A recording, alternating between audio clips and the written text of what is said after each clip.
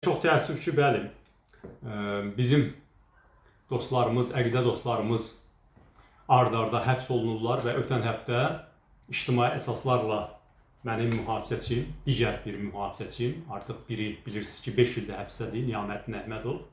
Bu dəfə də Kənan Baskal bıçaqlama şərləməsi ilə, adım kimi əmdəmki şərlənib adam. Olduqca mədəni, dürüst bir adam, həm də dərk olunmuş şəkildə mübarizəni seçmiş adam. Vaxtilə könüllü şəkildə 1-ci Qarabağ Savaşının iştirakçısı olmuş qazi Kənan Zeynal aydın məsələdir ki, belə deyək, o el arasında deyirlər, qarışqanı belə tapdalamayan bir adamdır. Və onun nəyinə lazımdır ki, tutaq ki, Əli-Kərimin mühafizəsində olan bir adam, tanımadığı bir adamı niyə görə bıçaqlasın ki? Yaxşı, o bıçaqlanan adamı kimsə görünmür. Doğrudan mı bıçaqlanır? Bilirsiniz, Kənan Baskal ya 9-cu ya 8-ci adamdır ki, son bir neçə ayın ərzində bu saxta bıçaqlama ilə ittiham olunur. Nə o yaraları görən var, nə o adamlar tanınır. Yaxşı, bir adamın bir münaqişəsi olar tanıdığı adamla.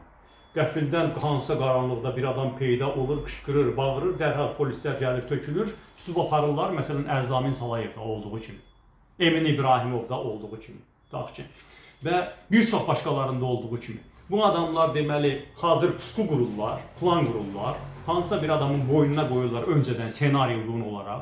O gəlir, yaxınlaşır o kimi ki qurban seçiblər ona, başlayır hay-şuy salmağa, qışqırıb bağırmağa və polislər gəlir, tökülür və sonra da gedib kağız üzərində sənədləşdirirlər və cinayət işi açıb həbs edirlər. Kifayət qədər ağır maddə ilə Kənan Zeynalova, Kənan Baskala qarşı cinayət işi qaldırılıb və bu əlbəttə ki, həm də mənə qarşı təzyiqdir.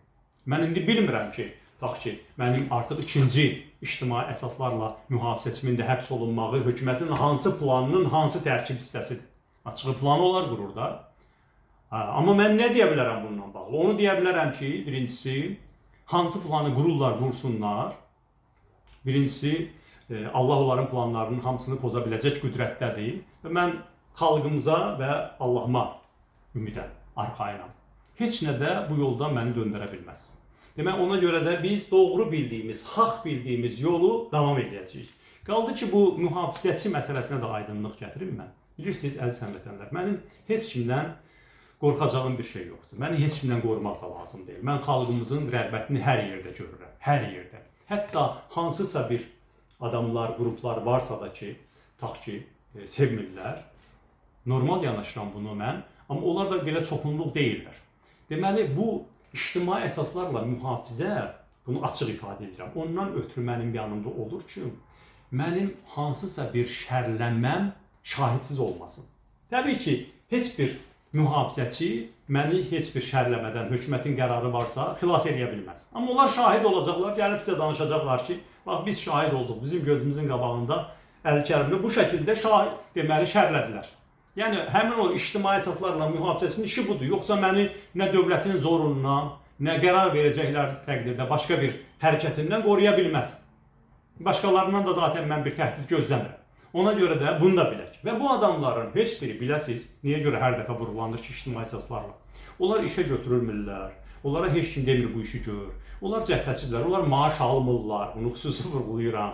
Onlar deməli cəbhəçi kimi könüllü şəkildə sadəcə mənim yanımda olurlar. Məni müşahidə edirlər ki, həmin o təxribatçılar görsünlər, əmin olsunlar ki, heç zaman Əli-Kərimli tək olmur, həmişə yanında kimsə var və hansısa təxribat törətsəz mütləq onun şahidləri olacaq. Bu qədər yəni.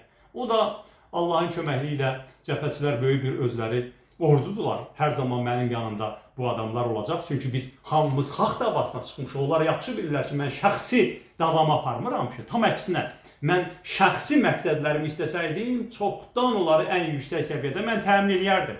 Tam əksinə, mən o şəxsi imkanlardan imtina eləmişəm ki, ümuminin naminə, xalqımızın naminə. Ona görə də baxın, elə son bu demək, Kənan Baskalın həbsindən sonra onlarla gənc cəbhəçinin müraciəti olub bizim təşkilat şöbəsinə ki, mən də qoşulmaq istəyirəm Əli bəyin ictimai mühafizəsinə. Deməli, o təhlükəni mən görmürəm ki, belə həbslərlə xalq cəbhəsini dağıdacaqlar, bizim ətrafımızda heç kim olmayacaq, cəbhədə böyük bir qorxu yaradacaqlar. O real deyil.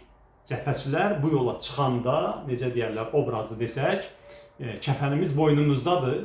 Hər şeyi nəzərə almışıq, ən pisinə hazırıq. Ona görə də bu kütləvi həbslər belə bizi haqq davamızdan saxlaya bilməyəcək. Hökumət nəyə görə bütün bunları edir? Hökumət düşünür ki, onsuz da reputasiya gedib əldən, onsuz da bütün dünyada avtoritar hakimiyyət kimi tanınırıq, yəni onlar belə düşünürlər. Heç olmasa bu toplumu qorxudaq, öz hakimiyyətimizin əbədiliyini təmin edək. Toplum da qorxur. Və mən burada xüsusi vurğulamaq istəyirəm, toplumun tam olaraq qorxudulmamasında elə həmin siyasi məhbusların özünün rolunu. Baxın, o siyasi məhbuslar orada necə meydan oxuyurlar. Bax, bir neçə gün bundan qabaq biz Əlzamin Salayevin açıqlamalarını gördük. İndi Niyaməddin Əhmədov yeri gəlmişən tam bir ay oldu bugün ki, aclıq aksiyası keçirdir. Mənim ilk həbs olunmuş mühafizəçim 13 il müddətinə azadlıqdan məhrum edilib. Sadəcə 19 oktyabr 2019-cu il mitinqində videolara baxmısınız, sona qədər mənim qolumu buraxmayan, bir neçə dəfə polisin əlindən çıxıb yenə ardımca gələn bu prinsipial gənci bağışlamırlar. Onunla prinsip aparırlar. 13 il azadlıqdan məhrum ediblər, amma ürəkləri soyunmuyor. İndi o gənci cəza çəkmə müəssisəsində də incidirlər, onu qapalı, həbsxana tipli, deməli, cəza çəkmə müəssisəsinə göndərirlər. Artıq qərar veriblər bir il müddətinə göndərməyə. O da bu haqsızlığa etiraz edir. Ona belə bir üsyankar gəncdir. Harda olsa haqsızlığa etiraz edir və bir aydır açlıq aksiyası keçirdir. Baxın, deməli, 13 ilini oğurlamağa hazırlaşırlar. İnşallah qismət olmaz onlara. Deməli, gənci həyatını məhv edirlər. Amma o da təslim olmur. Açlıq aksiyası keçirdir. Mübarizəsindən geri çəkilmir. O gənc qızlarımız 8 nəfər bizim gənc jurnalist xanım həbsdədir. Baxın, hər dəfə məhkəmədə necə cəsarətli çıxışlar edirlər. Çöldə, nisbi azadlıqda olan insanların deməyə qorxduğu sözləri məhkəmə önündə 7-8 maddə ilə ittiham olunan həmin o gənc, zərif qızlar hər dəfə ifadə edirlər. Və bununla da Azərbaycan cəmiyyətinin qorxusunu öldürürlər. Baxın, keçmiş siyasi məhbuslar. Bax, bizim partiyanın rəhbər heyətinin yarıya qədər keçmiş siyasi məhbuslardır. 5 il, 4 il, 3 il, eləsi var 4 dəfə, 3 dəfə siyasi məhbus həyatı yaşayıblar və bugün mübarizənin önündədirlər. Deməli, bu insanlar nümunə yaradırlar. Deməli, içəridə olan, içəridə nümunəni yaradır, siyasi məhbus olaraq. Məsələn, təkcə Tofiq Yaqublunun Azərbaycan cəmiyyətinə həbsdə ikən verdiyi mübarizə mesajları bəlkə bir partiyanın eləyə biləcəyindən çox işdir.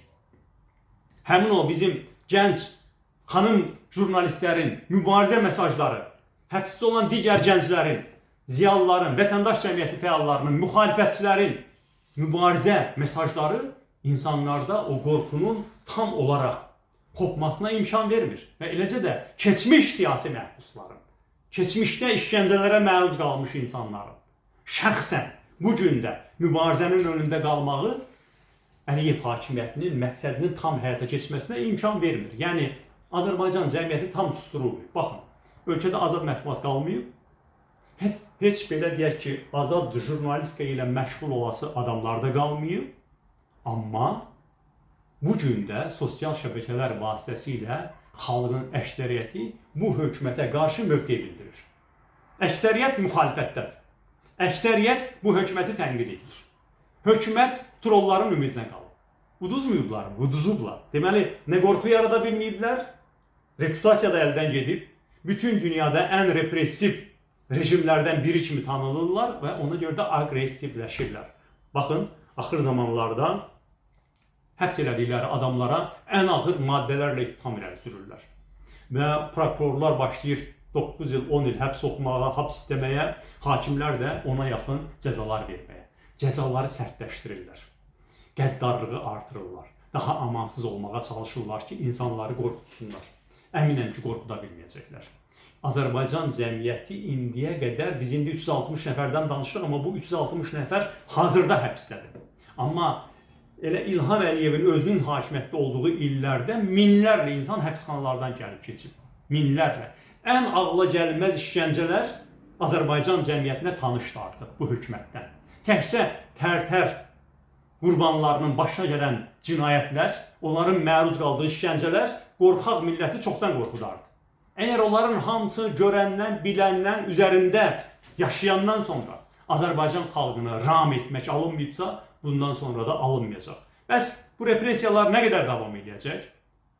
Əlbəttə ki, iki çıxış nöqtəsi var burada. Biri ondan ibarətdir ki, nəhayət günün birində, məsələn, Ukrayna probleminin həll olunması ilə, ya orada vəziyyətin biraz sakitləşməsi ilə, beynəlxalq birlik təzədən qayıdacaq Azərbaycan kimi ölkələrdə bu repressiyalara daha prinsipial münasibət bildirməyə, o ötən ilin payızındakı az qalmışdı sanksiyalar tətbiq olunmağa, həmin ritorika, həmin dəstxət qayıdacaq və Azərbaycan hakimiyyəti məcbur olacaq geri çəkilməyə. Bir yol budur. İkinci yol isə həmişə çıxış yolu millətin əlindədir. Mən sizə bir şey də deyim. Əziz həmvətənlər, baxın. Bax, biz Türkiyədə böyük aksiyalardan danışırıq. Gürcüstanda 4-cü aydır davam edən aksiyalardan danışırıq. Serbiyada 4-cü aydır davam edən aksiyalardan danışırıq. Başqa ölkələrdə. Bu xalqların heç biri bu aksiyaları təyin eləyəndə, keçirdəndə baxmırlar ki, görəsən bizim ətrafımızdakı geopolitik vəziyyət necədir? Trump Putinə nə deyib, Zelenski ilə nə danışıb? Zelenski Putinə nə deyib? Bax ki, onun haqqında hansı açıqlamanı verib? Avropa Birliyinin görəsən bizim ölkəmizin rəhbərinə münasibəti necədir? Əziz həmvətənlər, açıq ifadə edirəm. Xalqlar taleylərinə sahib çıxanda heç bir geopolitik səbəbi əsas götürmürlər. Və görürsünüzmü ki, nisbətən bu saat dünyanın əslində demokratiya baxımından uyğunsuz bir vaxtıdır. Amma buna baxmayaraq, ətrafımızda bu qədər xalqlar sağa sola baxmadan mübarizə aparır. Biz nəyə görə ancaq fikrimiz qalıb orada burada? Bax, bunu da sizə açıq deyirəm. Azərbaycan xalqı nəhayət maariflənib, daxilindən o qənaətinə gəlib, özü hamılıqla, bütün təbəqələri ilə, bütün nəsilləri ilə, bütün siyasi görüşləri ilə xalq olaraq meydanlara çıxıb haqqını tələb etməlidir. Demokratik Azərbaycan Rəsulzadənin qurduğu cumhuriyyətin bərpası üçün mübarizəyə qoşulmalıdır və bu əlbəttə ki, siyasi məhbusların da qapısını açacaq bir proses olacaq.